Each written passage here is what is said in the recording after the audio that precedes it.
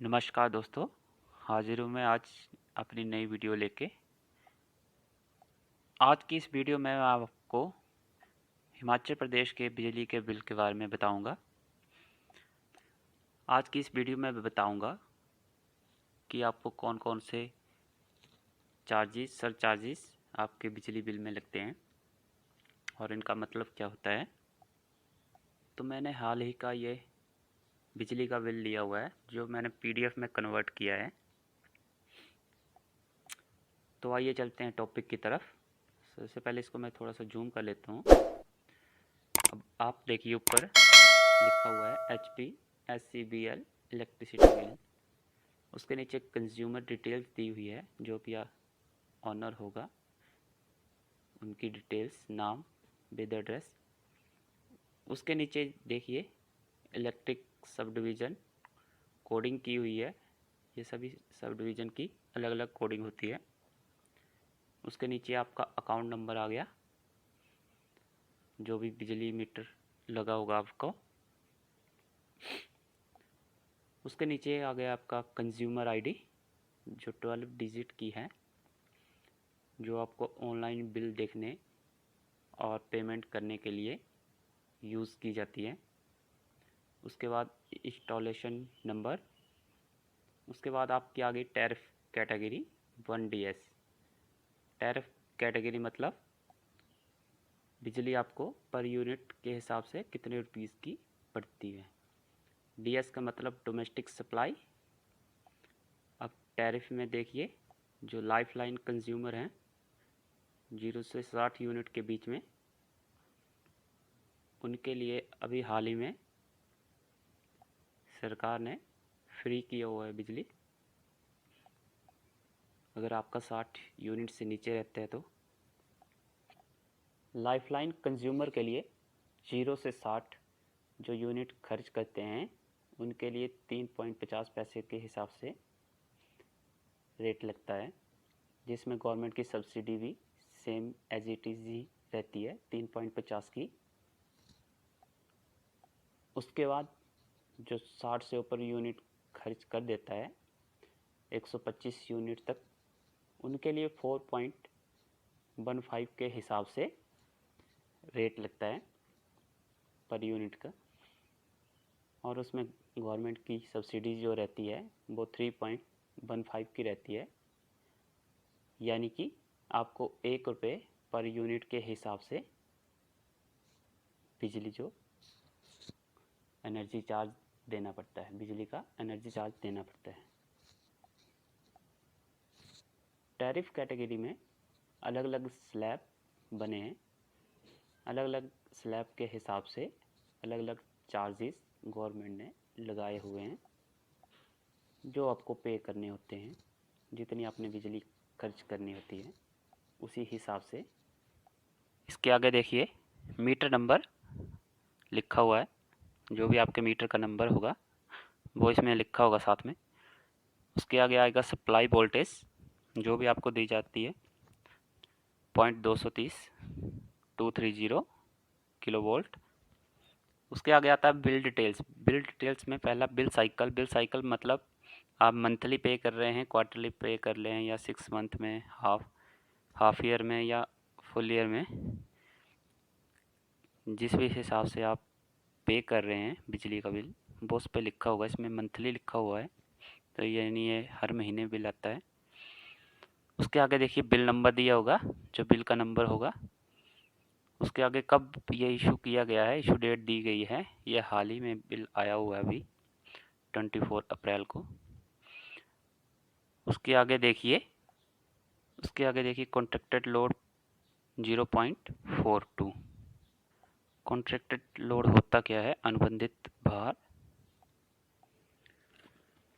Contracted load जो होता है यह अधिकतम वाट क्षमता होती है जो एक घर को आवंटित की जाती है।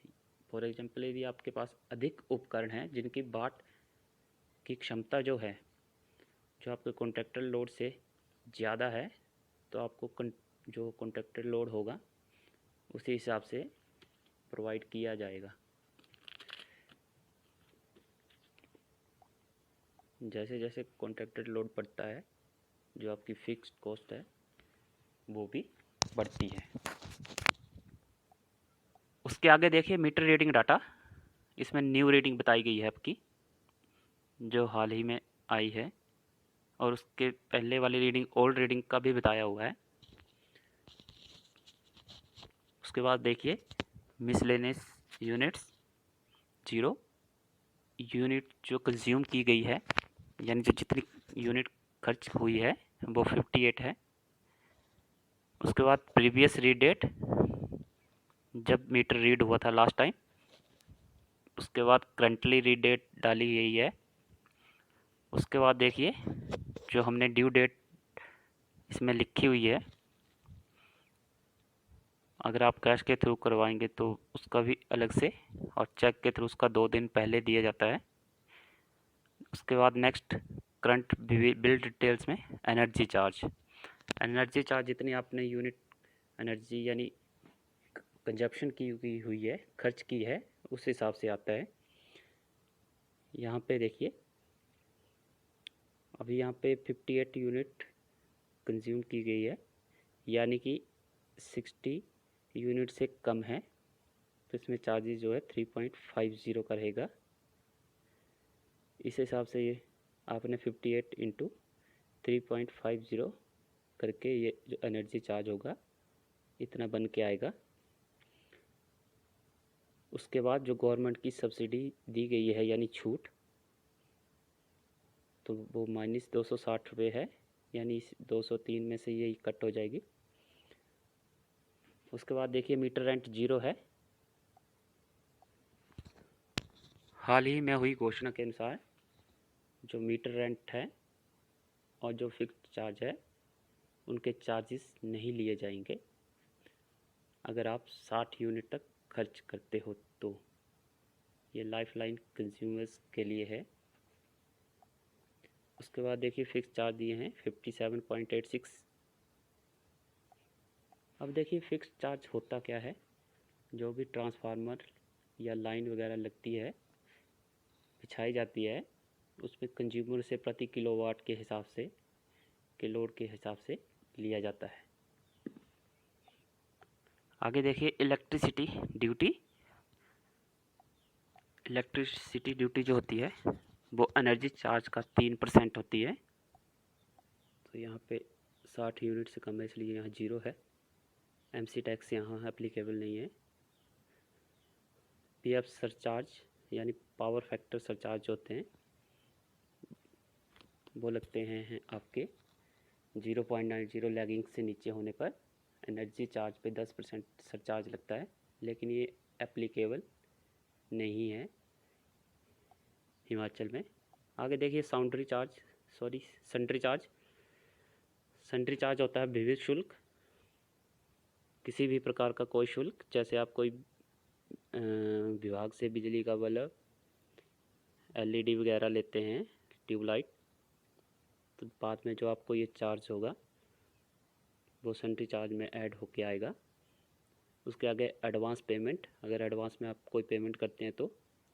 उसके बाद देखिए एरियर में होता है कि आपने पहले कोई बिल दिया है और उसका कुछ रकम का कुछ भुगतान बाकी है, वो अगर रह चुका होगा तो उसमें ऐड हो जाएगा। उसके बाद नेट इंटरेस्ट 0 रहेगा। आउटस्टैंडिंग बिल यानी आपका कोई पुराना बिल रह चुका हो जमा करने के लिए। उसके बाद अलाउंस और बोर्ड एम्प्लॉय, ये एप्लीकेबल नहीं है, ये फिर सिर्फ उन्हीं के लिए है जो एम्प्लॉय है। उसके बाद देखिए ग्रॉस अमाउंट 0 लिखा है यहाँ पे, क्योंकि यहाँ 60 यूनिट से कम कंजप्शन हुआ है, तो इसलिए गवर्नमेंट के अनुसार 60 यूनिट से कम जो रहता है उसका 0 चार्जेस रहेगा, तो इसलिए ये सारा कुछ भी ऐड नहीं हुआ है इसमें। उसके देखिए नीचे security deposit 40, total interest, TDS, surcharge, net interest, ये सब 0 रहेगा, ये एप्लीकेबल नहीं है। उसके बाद देखिए payable details before due date, यानी जो भी आपकी डेट दी होगी उन्होंने, जो भी आपका बिल बनेगा इन सबको जोड़ के, फ़िलहाल तो ये 0 में है क्योंकि ये 60 यूनिट तक से कम ही है, इसलिए अगर यहाँ होता तो ये जोड़ के जितना आता वो लिखा होता, 240 होता, 200 होता, जितना भी अमाउंट होता वो लिखा होता यहाँ पे ग्रॉस अमाउंट। उसके नीचे सरचार्ज दिया होता, अगर आप आफ्टर ड्यू डेट जो भी उन्होंने डेट दी है उसके बाद पे करते हो तो उसका डेट्स एस्टिमेटेड लगभग 1.5% आपको चार्जेस पड़ता। उसके नीचे इन्होंने हेल्पलाइन नंबर दिया हुआ है आपको को अगर कोई इसके रिगार्डिंग कोई भी शिकायत है तो आप वहाँ, या सुझाव है या कुछ भी पूछना चाहते हैं इंक्वायरी, तो इस नंबर पे कॉल कर सकते हैं।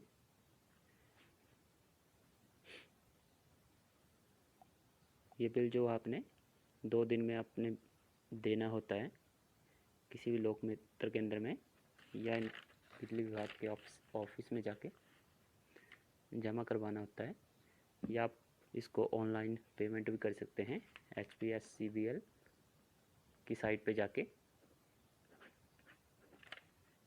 आज की वीडियो में बस इतना ही। अगर वीडियो आपको अच्छी लगी हो तो लाइक करें, शेयर करें, सब्सक्राइब जरूर करें। धन्यवाद।